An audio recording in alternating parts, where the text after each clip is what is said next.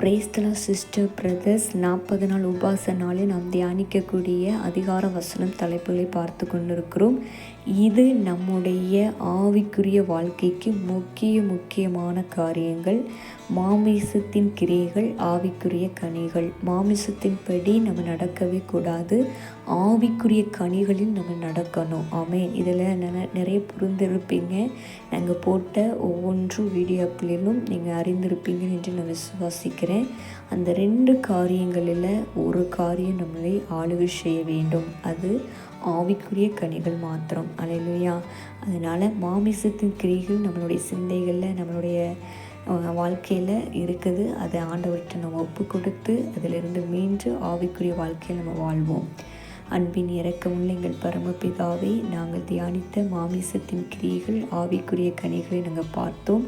மாமிசத்தின் கிரியை எங்களை ஆளுகை செய்து கொண்டிருக்கிறது. ஆண்டவரே சப்பா, மாமிசத்தின் கிரியை எங்களை ஆளுகை செய்யாதபடி முற்றிலும் எங்களிடத்திலிருந்து எடுத்து தூக்கி எறிந்து போடும்.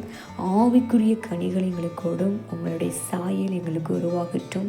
உம்மை போல நாங்களும் மாற எங்களுக்கு உதவி செய்யும். இந்த காணொளி மூலமாக கேட்குற ஒவ்வொரு ஆத்துமாக்களும் ரட்சியும், ஆசீர்வதியும்.